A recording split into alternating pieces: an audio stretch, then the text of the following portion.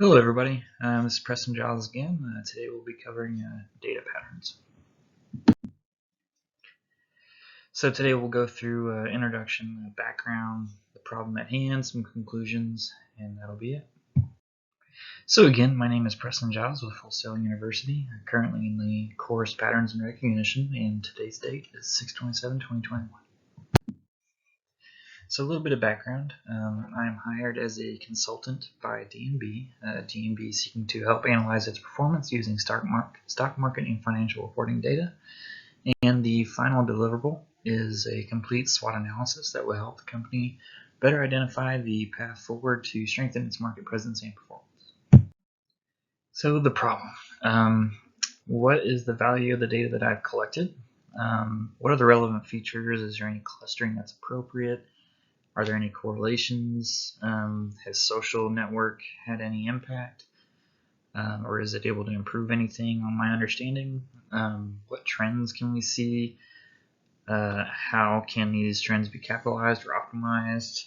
What resources are needed? Where do we see this data going in the next week, month, or year?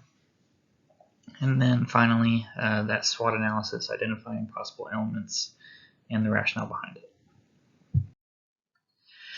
So determining the data that's needed, we want stock market and financial reporting data for at least 2 years. Has D&B introduced, upgraded, canceled, or done anything with products coinciding with their stock price, increase, decrease, if any political events, effect of pandemics on the client company, and the correlation analysis.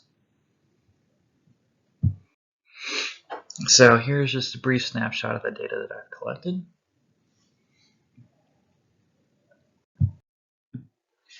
So the data's value. The financial data is all publicly available information that's been scrubbed from the internet.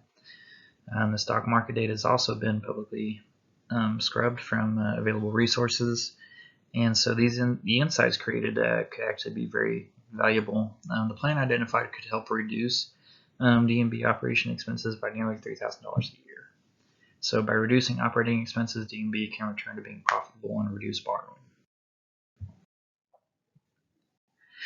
So the priority variables here, obviously they're operating expenses. As you can see, those operating expenses just continue to climb. And then the long-term debt. So their long-term debt is actually increasing significantly going into 2021.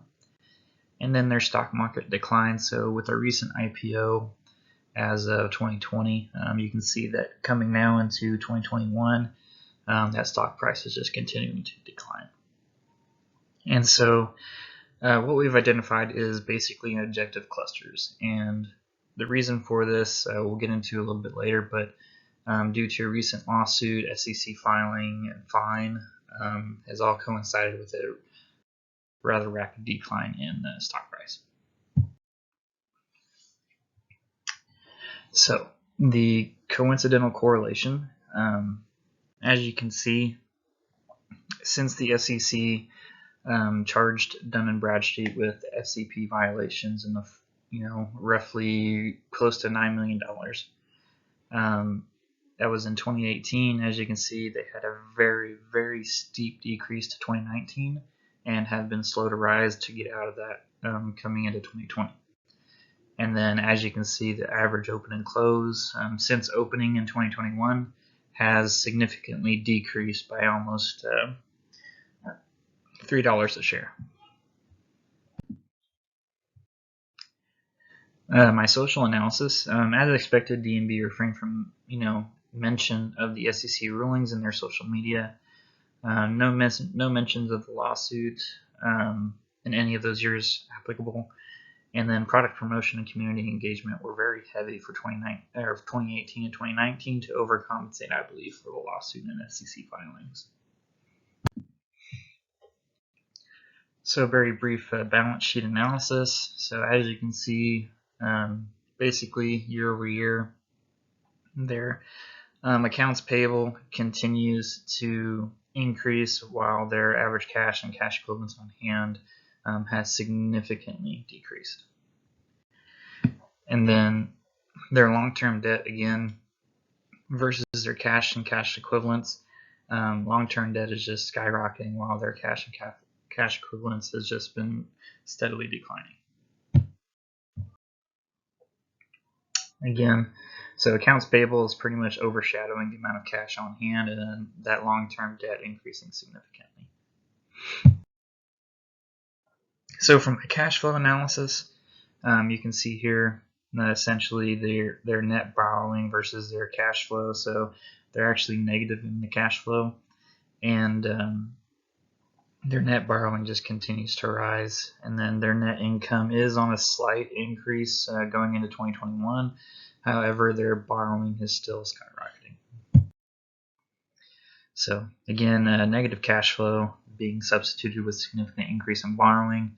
And then income is on a very slow rise, but DNB is still operating at a deficit. Again, more on the stock analysis. So you can see in June, they went through a really rapid decline, and I associate this with COVID and all the business closures, and a lot of those products that they offer are for businesses. So a lot of those products probably weren't being used as businesses tried to save on operating expenses and focus mainly on getting customers in the door.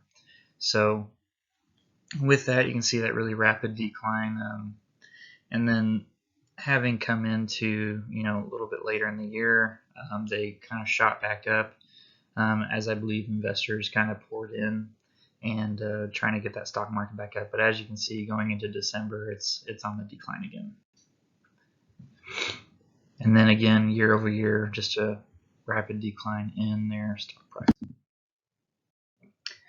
So, as a recently public company, DNB has a trend of closing below market expectations, and recently they're experiencing a significant decrease in stock price. So for my SWOT analysis, essentially their strengths. So they have a very strong market presence. They have a large product base, and then their recent IPO. And the reason that this is a strength is because they did go through with their IPO during COVID. Comparing that to others, they do still have a relatively strong presence given that, and so I believe this to be one of their strengths. In regards to weaknesses, the SEC fine, a recent lawsuit, large operating expenses, and the negative income are all weighing pretty heavily on the company.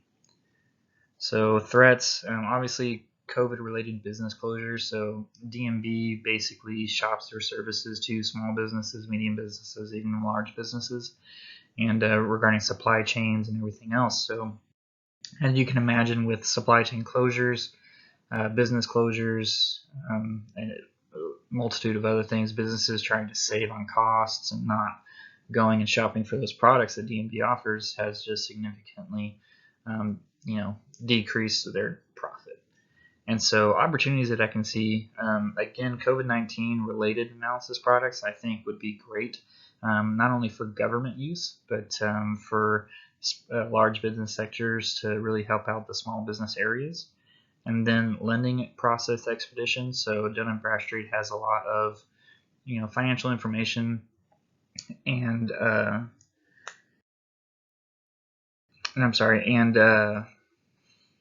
credit information. So with that information, they could then aid in the lending process and maybe get that a little bit faster. And then operational expense mitigation, I believe, can be handled through business process and possibly a reduction in the products that they offer. By reducing those products, I believe they could save roughly around $300,000 a year in just operational expenses and the expense to keep those products up and running, and then also the effect on their databases, bringing that cost down. Here's a list of my references. And that's the end. Thank you.